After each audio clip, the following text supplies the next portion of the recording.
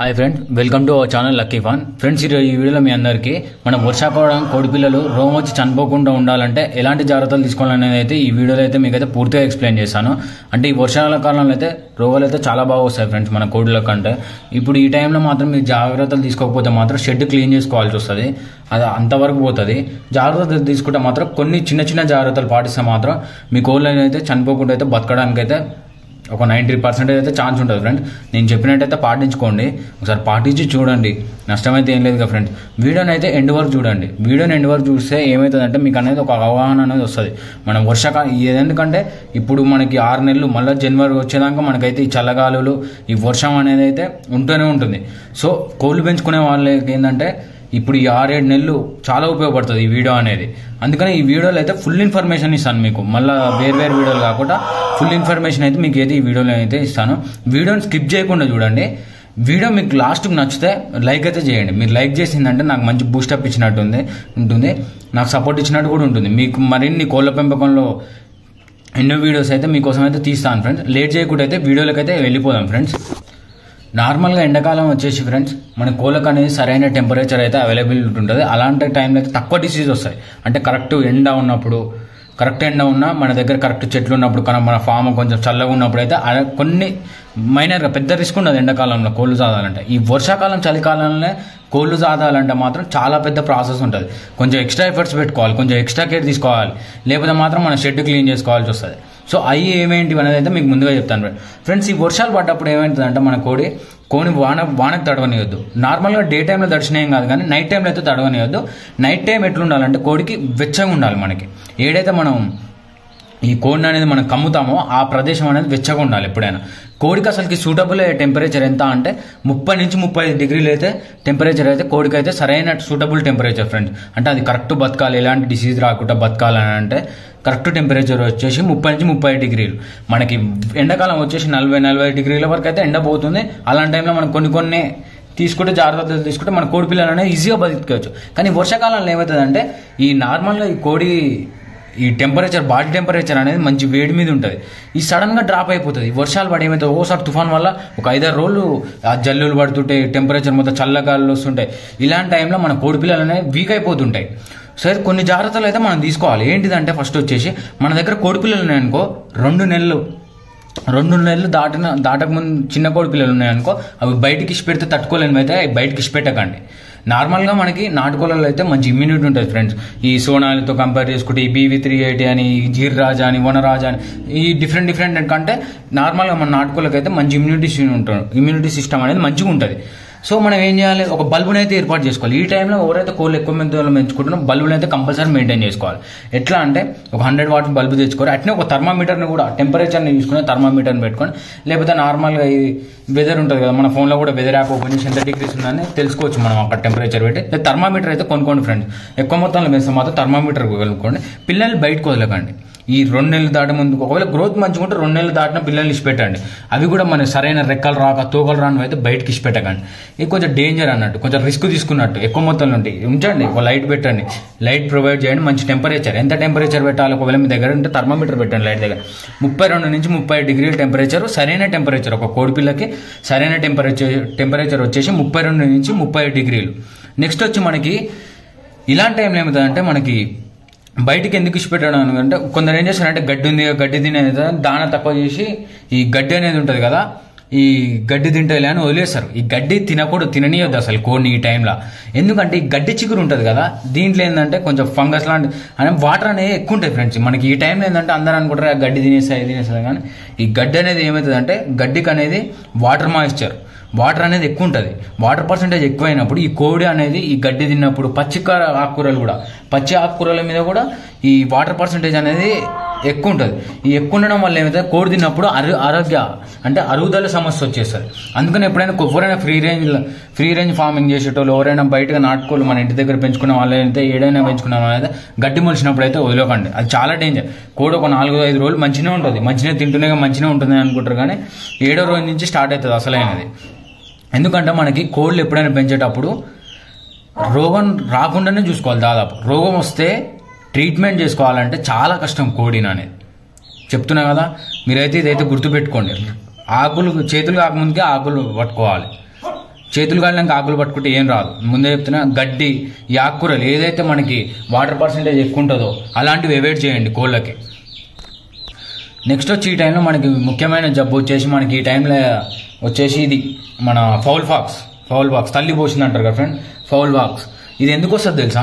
మనం వర్షాలు పడినప్పుడు ఏమవుతుందంటే మన చుట్టూ పరిసరాలు ఏంటంటే నీళ్ళనే నిల్వ ఉండిపోతాయి. నిల్వ ఉండినప్పుడు ఏమవుతుందంటే అక్కడ మనకి ఏవైతే ఉన్నాయి కదా మన దోమలు, మస్కిటోస్ ఉంటాయి కదా, వాటికి అవి మంచి పిల్లలు చేసుకోవడానికి అయితే ఆ మురికి నీళ్ళల్లో ఇక్కడ ఏదైతే మనకి కొంచెం గుంటలు లెక్క పడి అక్కడ నీళ్ళు చేరుతాయో అక్కడ దోమలు చేరి గుడ్లు పెడతాయి. గుడ్లు పెట్టి పిల్లలు బాగా తీస్తాయి. దోమలనే ఎక్కువ రెచ్చిపోతాయి. అందుకని దాదాపు అయితే మీ చుట్టు పరిసరాల్లో అయితే నీళ్ళు లేకుండా చూడండి. ఈ దోమలకు మంచిగా అదును అయిపోతుంది.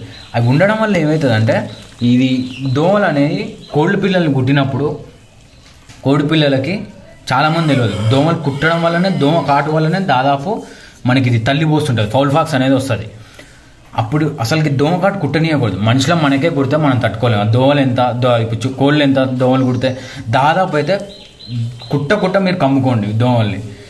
చెప్తున్నా కదా, ఏమైనా వాడండి, దోమల తెరాలు వాడుకోండి. ఈ టైంలో దోమల తెరాలకు వాడడం అనేది చాలా ఇంపార్టెంట్. అట్లా కుదరలేదు అనుకో, కనీసం ఒక చున్ని లాంటిది ఏదైనా దోమలు లోపల ఒక బుట్ట ఉంది, దానికి ఒక చున్ని చుట్టండి దోమలు పోకుండా. ఇప్పుడు నేనుంది, ఇప్పుడు మీకు వీడియోలో చూపిస్తున్నాను చూడండి.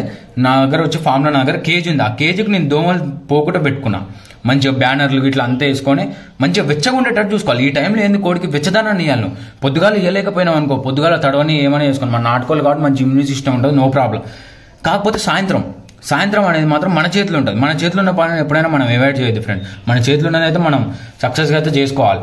వెచ్చదనాన్ని ఇవ్వాలి. నువ్వు అట్ ఏ టైం కొంచెం గాలి ఆడేటట్టు చూసుకోవాలి. అట్లనే కోడికి అనేది వెచ్చదనాన్ని కూడా ప్రొవైడ్ చేసుకోవాలి.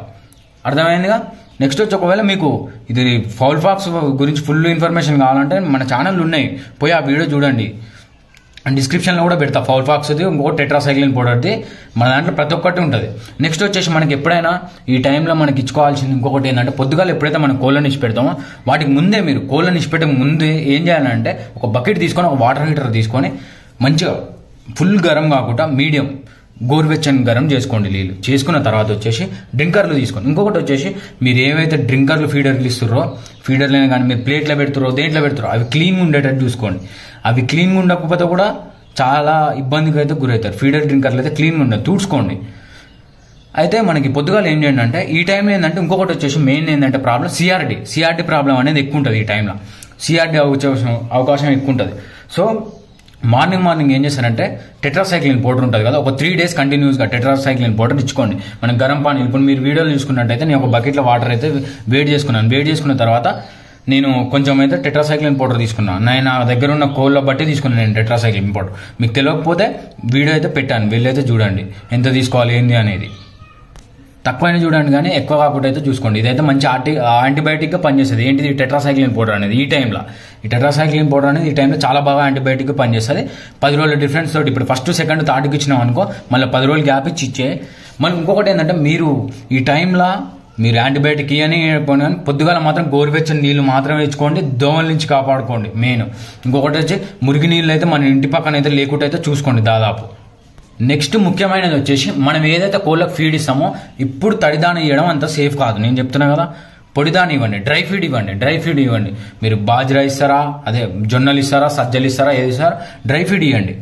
ఇప్పుడు నేను ఒడ్లు అవన్నీ ఇస్తాను. ఇంకొకటి ఏంటంటే, ఈ ప్లేస్ అనేది మనం ఏదైతే ఫీడ్ ఉంది కదా, ఫీడ్ బస్సాలు, ఒకవేళ మీ దగ్గర ఫీడ్ బస్సాలు ఉన్నా మీరు ఏదో ఒక దాంట్లో స్టోర్ చేసుకుంటారు కోళ్ళకి ఫీడ్ చేయడానికి. అదైతే మెయిన్గా ఏంటంటే అక్కడ వర్షం పడకుండా తడి లేకుండా చూసుకోండి. అది మీ ఇంట్లో పెట్టుకుంటారా, ఆ ఫామ్ లేడన్నా వర్షం తడి లేని కాడ పెట్టుకుంటారా, మీ ఇష్టం అది. ఎందుకంటే ఈ వానలు పడేటప్పుడు ఏమవుతుందంటే, వాన చల్లగా ఉన్నప్పుడు వాతావరణం ఏంటంటే ఫీడ్ మీద చుక్క పడ్డా అది తడిదాన అయిపోతుంది. అది ఏమవుతుందంటే ఫంగస్కి దారితీస్తుంది, బూజు పట్టేస్తుంది. ఇది ఓన్లీ మీరు బూజు పట్టేసేది నేను తీయన వాటికి ఏననుకుంటారు, కానీ అవి గాలి ద్వారా కూడా సోకుతాయి. కోడి పిల్లలకి చనిపోయే అవకాశాలు చాలా ఉంటాయి. అందుకని మీరు ఏదైతే మీ దగ్గర ఫీడ్ ఉందో అది ఒక వెచ్చని ప్రదేశంలో పెట్టుకోండి. కోడికి మంచి టెంపరేచర్ చూసుకోండి.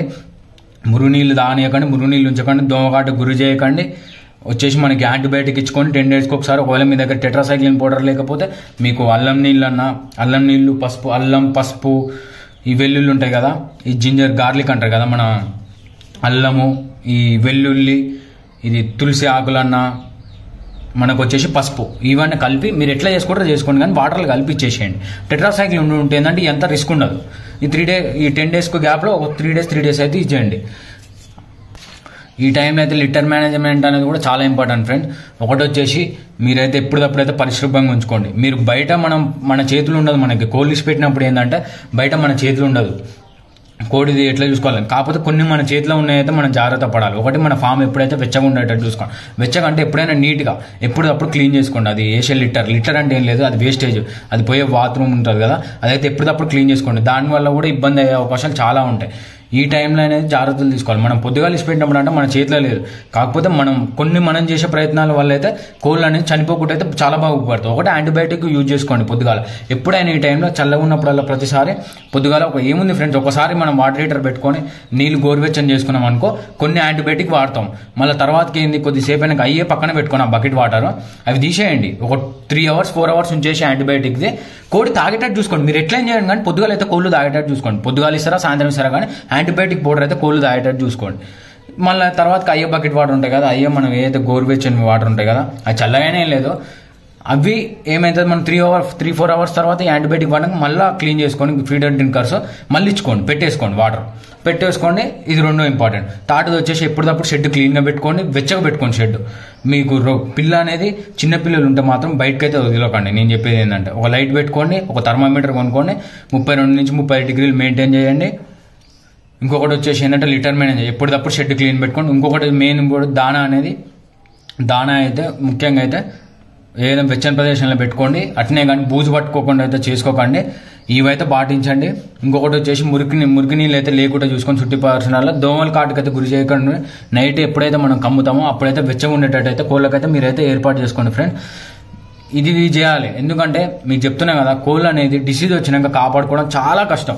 మన చేతులు ఉన్నప్పుడే ఏదైనా మన పని చేసుకోవాలి, మన చేతులు ఉన్నప్పుడే అయిపోగొట్టుకోవాలి.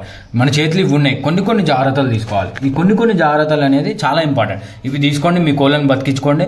మరిన్ని మీకు కోళ్ళ గురించి ఇన్ఫర్మేషనల్ వీడియోస్, అసలు ఇంటి దగ్గర పెంచుకోవాలి ఏమన్నా మీకు కోళ్ళ రిలేటెడ్ వీడియోస్ అయితే నేను చేశాను. ఇంటి దగ్గర పెంచుకొని నెలకి ఎంత సంపాదించుకోవాలి, ఇది పార్ట్ టైంగా చేసుకుంటే బెస్టా ఎట్లా అనేది అయితే నేనైతే ఇంటి దగ్గర ఒకవేళ కోళ్ళని ఎప్పుడు పెంచుకోవాలి, గుడ్లు ఎట్లా పెట్టించుకోవాలి, ఇంకా చాలా ఇన్ఫర్మేషనల్ వీడియోస్ అయితే మీకైతే చేశాను.